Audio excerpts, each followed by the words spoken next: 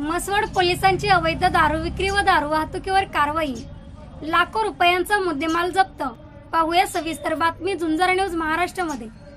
Mhaswad police Thane हद्दीतील हिंगणी तालुका मान येथे म्हसवड परिसरात अवैध धंद्यांना आळा बसावा, तसेच अवैध दारू वाहतूक व दारू विक्री बंद व्हावी या अनुषंगाने गोपनीय माहिती काढून देशी विदेशी दारू विक्री व वाहतूक करताना संशयित इसमांचा पाठलाग करत पकडून त्यांच्यावर गुन्हे दाखल करण्यात आलेले आहेत।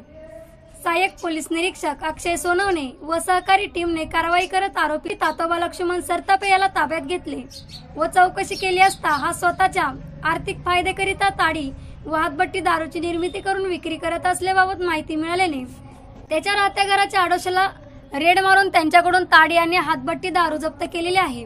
तसेच पेट्रोलिंग दरम्यान एक संशयित इसम त्याच्या मोटरसायकलवर दहिवडी ते म्हसवड जाणाऱ्या रोडवरून बेकायदा बिगर परवाना देशी विदेशी दारूची वाहतूक करून घेऊन जात असताना त्याच्यावर संशय आल्याने त्याला थांबण्याचा इशारा करून देखील तो न थांबल्याने अधिक संशय बळावला आणि त्याचा जवळपास 5 किलोमीटर पाठलाग करून संशयित इसमासह पकडल्यानंतर त्याने त्याचे नाव पोपट पांडुरंग शिंदे राहणार पानवण तालुका मान असे सांगितले।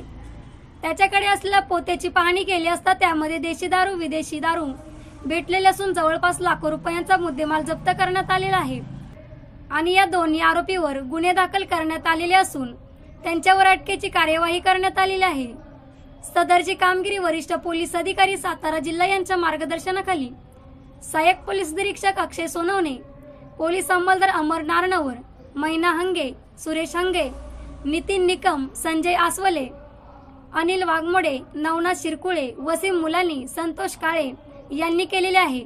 झुंजार न्यूज महाराष्ट्र उपसंपादक आबासो शिंदे, म्हसवड।